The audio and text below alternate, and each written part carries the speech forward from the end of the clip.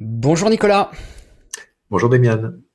Je suis très content de vous recevoir sur ce live dédié au congrès et c'est surtout un super et grand honneur pour moi de vous compter parmi nos conférenciers, nos invités cette année. Vous savez que le congrès Exitus, c'est une grande première et comment ne pas vous inviter. Alors je vous présente en quelques mots pour les personnes qui ne vous connaissent pas. Vous êtes psychologue clinicien, transpersonnel, c'est important. Vous vous intéressez aux états modifiés de conscience, vous êtes généraliste d'expériences dites extraordinaires et vous êtes aussi l'auteur de plusieurs ouvrages dont le fameux La clinique des abductions qui a été publié aux éditions JMG. Et surtout, ce qu'on peut retenir de vous, parce que c'est aussi ça que les gens retiennent quand ils vous connaissent, c'est que vous avez cofondé avec Myriel Belmire, pardon, l'association du Cerveau France. Alors, Nicolas, moi j'ai une Qui a fêté première ses question. 10 ans. Ça fait 10 ans déjà. C'est Oui, les ça 10 fait ans cette 10 année ans pile déjà. poil? Oui, oui, 10 ans c'était. déjà. Oui, oui, tout à fait. Oui, oui. D'accord. Écoutez, merci d'avoir créé déjà cette association parce que je pense que ça aide et ça a aidé quand même pas mal d'expérienceurs. Moi, j'ai juste une question à vous poser en tant qu'un peu néophyte sur beaucoup de sujets. Est-ce que vous pouvez nous expliquer la différence entre psychologue clinicien et psychologue clinicien transpersonnel, justement? Ah, d'accord. Ok, ok. D'abord, merci beaucoup et l'honneur est partagé, Demian. C'est un bel événement que vous créez et merci de m'avoir invité. Bon, alors la différence entre un psychoclinicien et transpersonnel, c'est plutôt que on va dire alors il n'y a pas vraiment de différence, c'est plutôt le courant qui est le courant transpersonnel ou d'autres courants. Et le courant transpersonnel, c'est un courant donc c'est un des grands courants de la psychologie, qui a été fondé officiellement dans les années 70 à l'initiative de différents psychologues, psychothérapeutes, psychiatres aussi. Euh, on pourrait dire qu'ils travaillaient, je crois tous, avec les états modifiés de conscience. Et comme ils avaient observé que les gens en état modifié de conscience vivent des expériences spirituelles, et ben, on commençait à considérer la dimension spirituelle de l'humain comme étant une dimension de l'expérience humaine. Donc la psychologie transpersonnelle, c'est quoi? C'est la psychologie qui aborde et qui intègre la dimension spirituelle de l'être humain et de la réalité. C'est-à-dire qu'il y a un niveau, alors spirituel, peut-être qu'à place du mot spirituel, on pourrait mettre un mot plus moderne, où ce Mhm, serait le niveau conscientiel. C'est-à-dire qu'il y a la conscience est première, enfin ça c'est un paradigme, mais on pourrait dire la conscience en tout cas, mhm. et on pourrait dire même la conscience non locale est une dimension de voilà. Donc voilà ce que fait la psychologie transpersonnelle. Donc elle va étudier, en fait, elle se positionne comme un endroit de dialogue entre l'approche scientifique et puis les traditions spirituelles et tous les D'accord. savoirs, les technologies, etc. Mhm. Donc voilà, étudier les rites de passage, l'expérience extraordinaire et puis tout y Mais ça, coïncide. c'est quelque chose d'officiel ou pas? Enfin, est-ce que le fait d'étudier, on va dire, cet aspect un peu plus spirituel, on va dire dans la psychologie, c'est quelque chose qui s'intègre dans le cursus pour un psychologue clinicien ou c'est quelque chose en plus qui vient se greffer par la suite, qui est justement une démarche personnelle et qui est Oui, le c'est fruit plutôt de... ça. D'accord, En France, ça ne fait pas partie de l'enseignement académique, donc c'est pas une psychologie, d'accord, on c'est ce pourrait que je dire dis. académique, Hmm. du fait que le paradigme scientifique est un paradigme matérialiste, du monisme matérialiste même, on pourrait Bien dire. sûr. Et du coup, la dimension spirituelle étant évacuée du champ académique, enfin la dimension en tout cas, on peut aborder la spiritualité comme une expérience personnelle, mais tant qu'on ne positionne pas qu'elle est réelle. Et dès le D'accord. moment où on intègre qu'il y a une dimension qui est réelle, qui fait partie de l'individu au-delà d'une croyance personnelle, mais que c'est aussi une réalité tangible, une réalité, même une réalité scientifique, ça veut dire qu'on peut la poser comme objet de science, objet de connaissance en tout cas, bah là on sort du champ académique. Pour l'instant, mais c'est en train de changer, ceci dit, doucement, quoi. Bah, il y a tout D'accord. le manifeste pour une science post-matérialiste enfin, qui regroupe quand même des centaines de scientifiques dans le monde entier, qui pousse justement à intégrer un paradigme qui soit plus conscientiel, justement. D'accord. Très bien. Bon, bah écoutez, au moins c'est plus clair pour les gens comme moi et pour les gens qui ne savaient pas trop c'était quoi cette Avec petite plaisir. ce transpersonnel en plus. Alors, on l'a dit, hein, Nicolas, vous avez cofondé le Cerveau France avec Mireille Belmire il y a 10 ans. Du coup, vous avez encadré un certain nombre d'expérienceurs durant vos études au Cerveau France. Et votre expertise va être vraiment très importante au regard des différents sujets que nous allons aborder sur le congrès. Et alors, moi, j'aimerais, on va dire, faire un petit écho par rapport à la question que j'ai à vous poser. Euh, Par rapport aux études qui ont été menées par Kenneth Ring, dont vous avez entendu parler sur les expérienceurs, est-ce que vous avez pu établir en tant que psychologue clinicien un profil type de ces personnes qui vivent des expériences extraordinaires du type rencontre approchée, justement? Est-ce qu'on a un pattern qui revient, on va dire, un peu régulièrement dans ces profils expérienceurs? Alors, sur les types de personnalités qui vivent les abductions, enfin, si on reste centré sur les abductions, il n'y a pas de personnalité type. C'est-à-dire que toutes les types de personnalités, de- de- d'itinéraire de vie, de métier, d'intérêt intellectuel. Enfin, en fait, il y a vraiment une hétérogénéité. Puis on trouve ça dans beaucoup de cultures. Rien que dans le cas du France, et même un petit peu en dehors du France d'ailleurs. Moi, j'ai Hmm. rencontré des expérienceurs Maghreb, enfin, du Maghreb, d'Afrique noire, d'Océanie, d'Amérique latine, évidemment de France, hein, enfin d'Europe. Donc, et avec des patterns communs, quoi, enfin, des patterns généraux communs. Mais dans les personnalités, non. Il y a après, on retrouve un facteur qui peut être d'ailleurs assez intrigant, qui est une, comment dirait, une surreprésentation de personnes ayant vécu des traumatismes infantiles ou dans l'adolescence, D'accord. mais qui est, enfin, nous, dans nos stats, c'était autour de 40%. Donc, ça fait 4 expérienceurs sur 10. Donc, c'est un chiffre Un peu moins de important la par moyenne. rapport à la population générale, mais Oui, c'est moins de la moyenne quand même. Il y en a 6 sur 10 qui n'ont pas vécu ça, donc on ne peut pas dire que c'est un facteur de prédisposition, mais il y a une surreprésentativité qui a de quoi être intrigante, quoi. tout à fait, oui. Mais je rappelle que 6 sur 10 n'ont pas vécu ça. Donc, pour Hmm. synthétiser, non, il n'y a pas de prédisposition. Enfin, il n'y a pas de facteur de prédisposition. Il semble ne pas y avoir de facteur de prédisposition. Par contre, après, on va trouver des traits, mais est-ce qu'ils précèdent ou est-ce qu'ils succèdent? Bah, on ne sait pas dire, puisque par définition, l'expérienceur vient nous voir quand il a expérimenté quelque chose. Hmm. Donc là, on a des tendances à la dissociation, une sensibilité. Qu'est-ce que Souvent, vous il y a appelez des. la dissociation, Nicolas? Comment vous la définissiez, cette dissociation chez les expérienceurs? Comment on peut la définir? Oui. Bon, la dissociation, c'est de manière très simple, c'est on a en fait une expérience de soi qui est globalement associée. Donc ça veut dire que en gros, entre guillemets, je fais un avec l'expérience que je suis en train de vivre. La dissociation arrive quand une partie de moi semble se dédoubler du champ de mon expérience. Donc, quand on parle d'une tendance dissociative, en général, c'est une tendance à. Bon, on va souvent l'associer à une tendance à l'imaginaire ou une tendance à pouvoir. Mais là, c'est plus tout à fait académique ma définition, mais se connecter à d'autres champs que le plan de la réalité tout court, quoi, le plan de la réalité matérielle. Donc, s'abstraire, disons, de la conscience de l'ici et maintenant pour Mhm. pouvoir se connecter à des champs de conscience. Bon, là, ça va être, par exemple, le champ imaginaire, mais ça peut être aussi, par exemple, un voyant ou un médium va pouvoir se Mhm. connecter à des champs de conscience qui ne sont pas matériels, qui Mhm. sont d'ailleurs de la conscience non locale. Hein, si la personne se connecte, par exemple, dans le cadre du remote viewing, se connecte à, je ne sais pas, un endroit qui est situé n'importe où dans le monde, bah, voilà, elle se connecte à une information non locale. Mhm.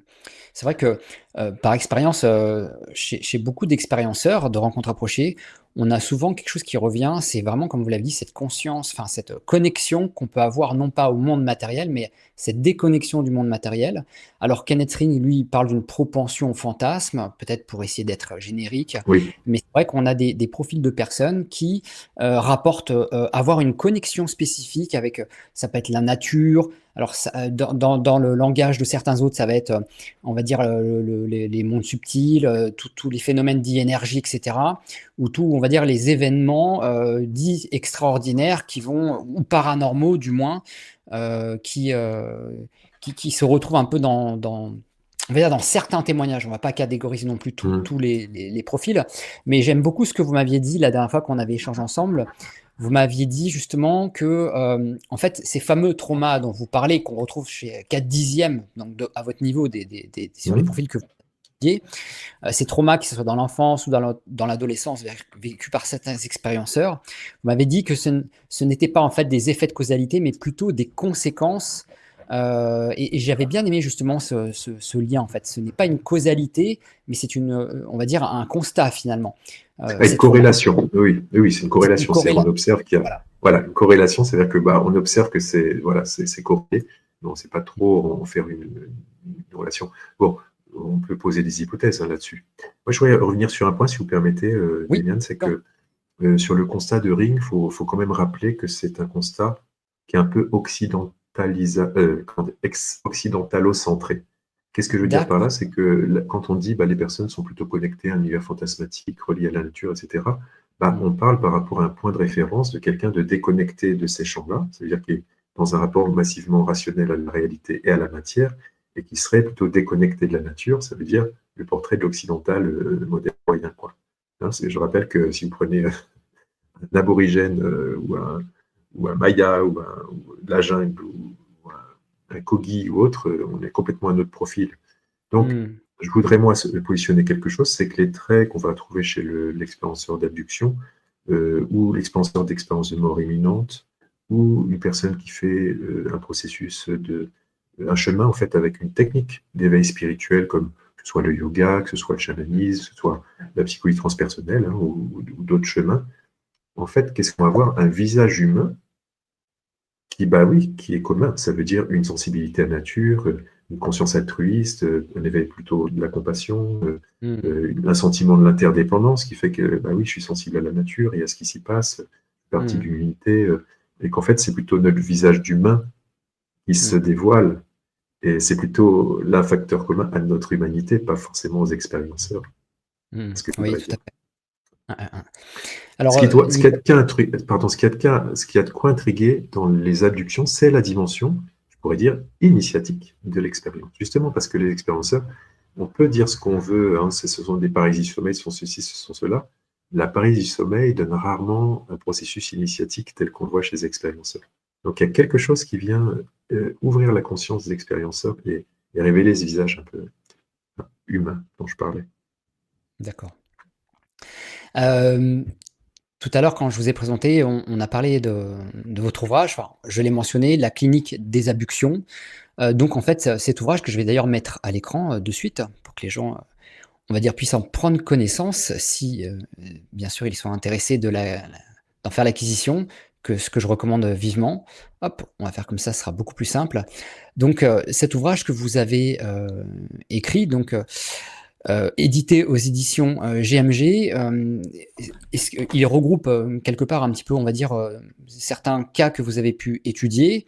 Comme vous le savez, le regard scientifique est très important sur ce congrès parce qu'on ne cherche pas à convaincre ou prêcher auprès des convaincus, ou du moins à faire un congrès ne serait-ce que pour les personnes qui soient expérienceurs ou qui s'intéressent au sujet. On aimerait aussi solliciter l'attention de certains scientifiques.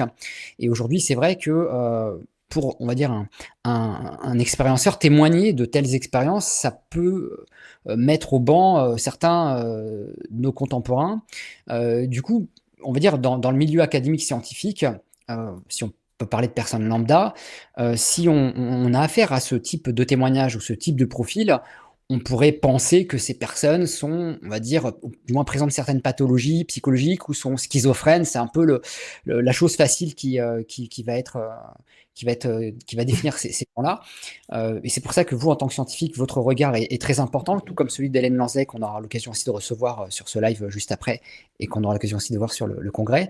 Vous, au regard des expérienceurs que vous avez étudiés, enfin, du moins des cas, d'ailleurs, dont certains figurent, si je ne dis pas de bêtises, dans l'ouvrage que vous pouvez mentionner, à quel type de profil on a affaire si je suis un scientifique, on va dire, déconnecté de tous ces sujets, est-ce que on a affaire à des individus qui ont justement cette propension au fantasme, qui sont déconnectés de la réalité, ou bien on a affaire vraiment à des personnes qui sont totalement intègres, avec la tête sur les épaules, et qui vivent et qui ont vécu vraiment ces phénomènes qui restent inexplicables au regard de la science. Qu'est-ce que vous pourriez Bah, apporter sur ce sujet? ce que je peux en dire, c'est que si l'expérienceur d'abduction était schizophrène, s'il était, je ne sais pas, mythomane, etc., il n'y aurait pas besoin d'une catégorie clinique qui s'appelle abduction. On dirait juste bah, schizophrénie avec un délire extraterrestre, hein, un délire alien, ou mythomanie avec voilà, un thème. Non, non, les personnes qui visent l'abduction, ce sont n'importe qui, en fait, n'importe quel type de personnalité qui est en prise avec une expérience intense. Quand je dis intense, ça va de choquant, bouleversant à traumatisant, Oui. donc qui a un impact réel, difficile. Il y a d'autres couches d'ailleurs à ces difficultés, c'est le fait que c'est difficile à partager. Enfin, qui peut entendre ça en fait? Donc, y compris d'ailleurs chez les thérapeutes, hein, puisqu'il y a des expérienceurs qui parfois font enfin, après des années de garder cette expérience traumatique pour eux, ne font pas d'aller chez un thérapeute et puis Mm. vont être mal reçus. Hein, donc tout Bah ça, oui. c'est difficile. Mm. Mais pour répondre à votre question, ça peut être associé à un trouble. Hein, je veux dire, Les deux ne sont pas indissociables. On peut avoir les deux. On peut ça, avoir des gens avec des pathologies comme des gens sans pathologie, justement. ça peut coexister sans problème, quoi. Hein.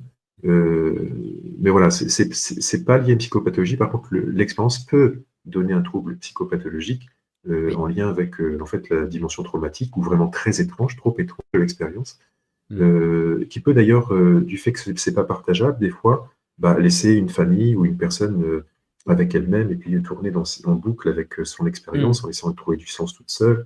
Et ça met des fois en relation des expériences qui peuvent être des fois tellement difficilement pensables que la personne bah, commence à construire son truc. Puis s'il y a des fragilités de personnalité, c'est très facile après je pourrais dire, de déboulonner au sens Ouais. de glisser dans des, je sais pas, des troubles anxieux, de l'alcoolisme, etc.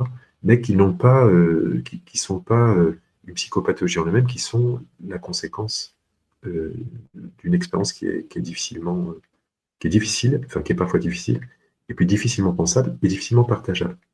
Alors tout ça Très, s'accumule, quoi. Voilà. très Mais John difficilement Mack, partageable. le psychiatre qui était le premier à aborder ce champ clinique, avait déjà tranché il y a plusieurs décennies hein, sur le fait que oui, là, il ne relevait pas de la psychopathologie. Voilà. Bien sûr.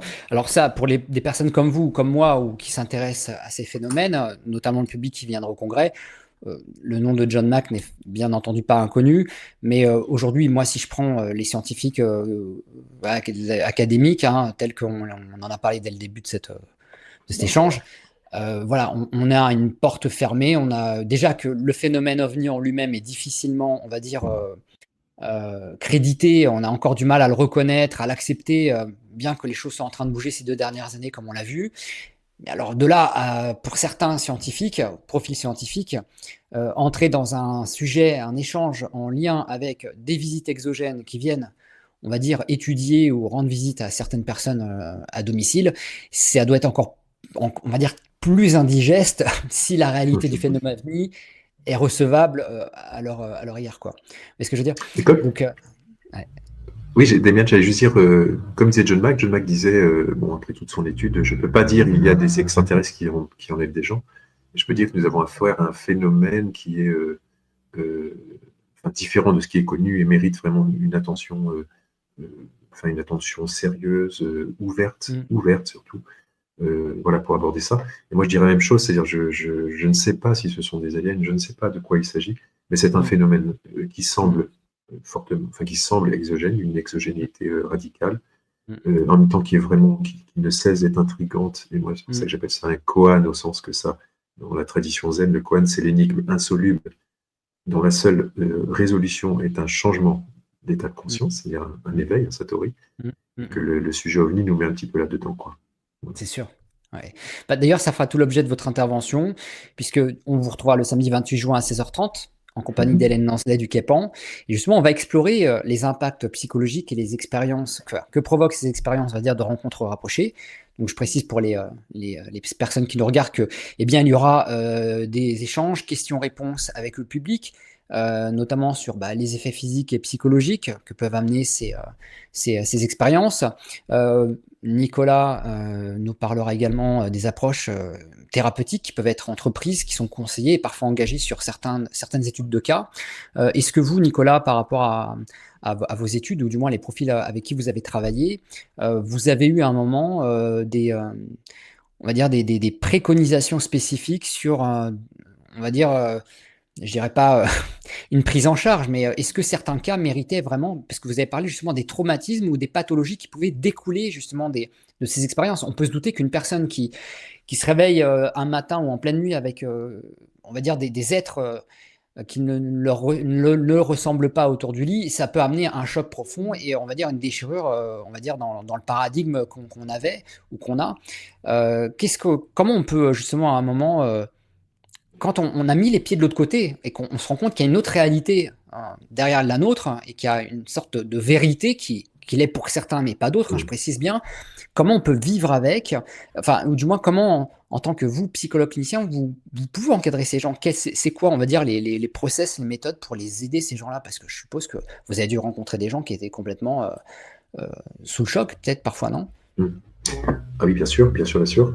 Alors, je dirais que la première chose, c'est tout simplement un accueil ouvert. Ça veut dire, avant d'être thérapeute, c'est déjà d'être écoutant, hein. Ça veut dire accueillir l'expérience sans jugement, de manière ouverte et soutenir le fait que la personne qui nous fait la confiance de nous ouvrir quelque chose d'intime, de difficile, de traumatisant, voilà, lui donner l'assurance que là, ta parole va être accueillie, elle ne va pas être jugée, elle ne va pas être non plus raptée. On ne va pas rapter ta parole pour en faire Mm.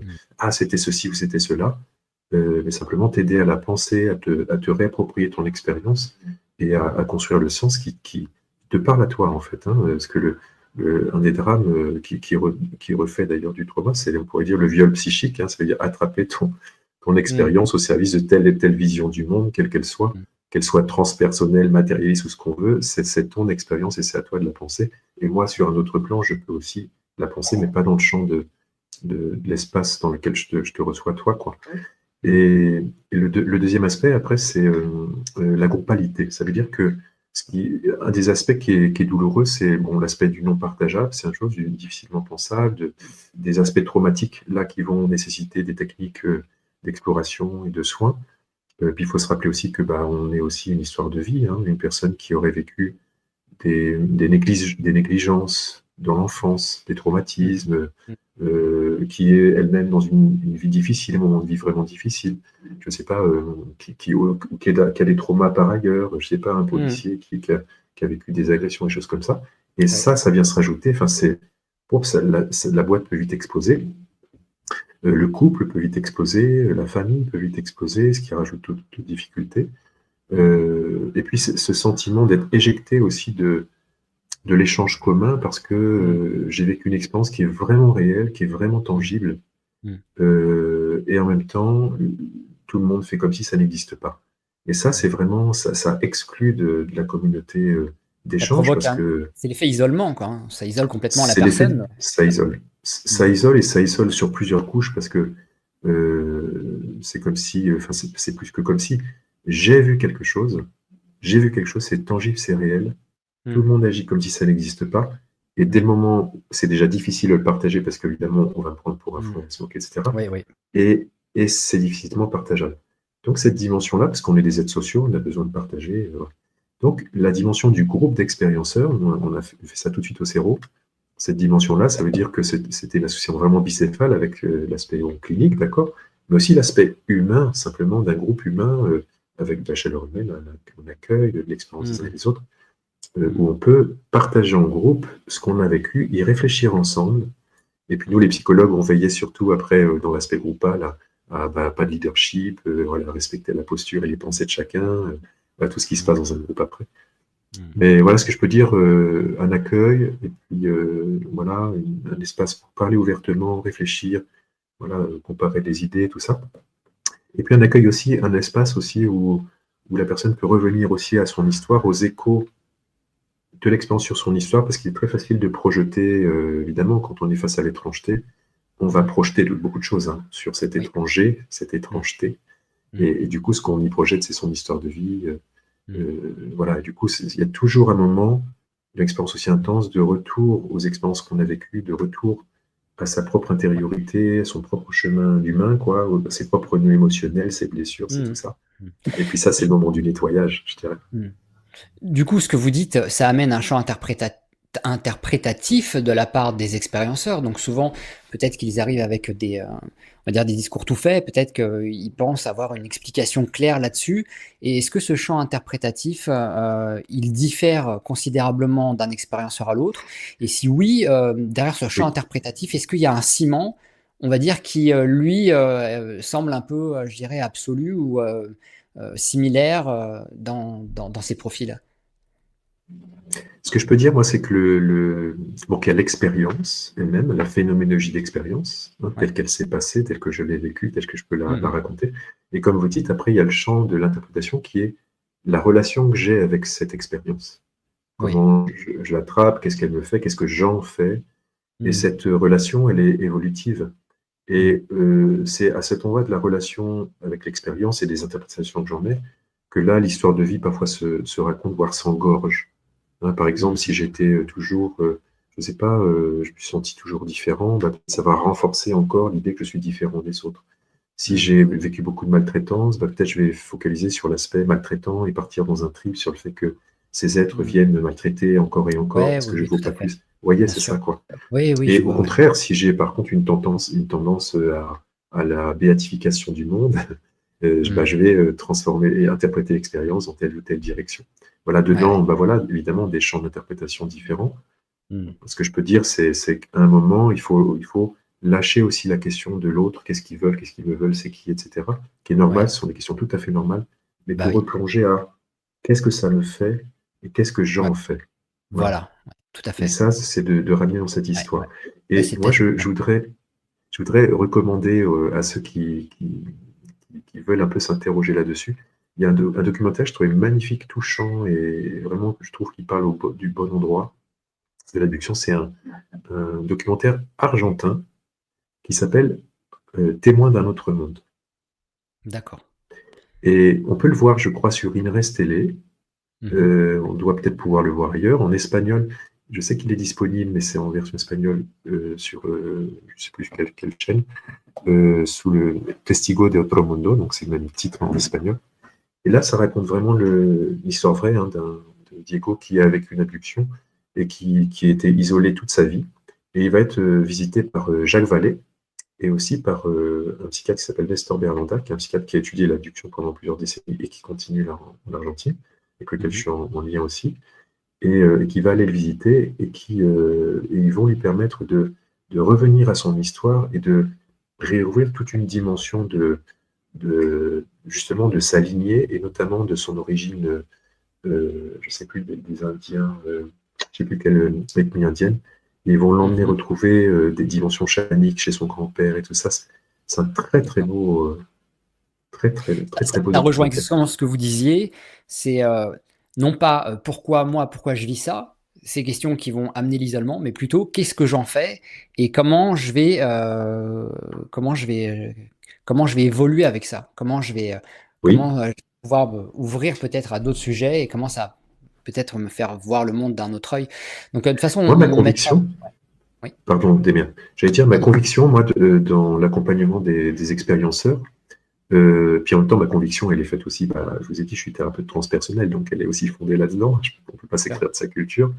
Mais moi, la conviction que j'ai, c'est que aider les expérienceurs, donc ceux qui sont pris avec l'expérience, à pouvoir grandir avec cette expérience, grandir en conscience avec cette expérience, leur donne chaque fois en fait justement un terrain d'interprétation toujours plus vaste pour pouvoir envisager les choses.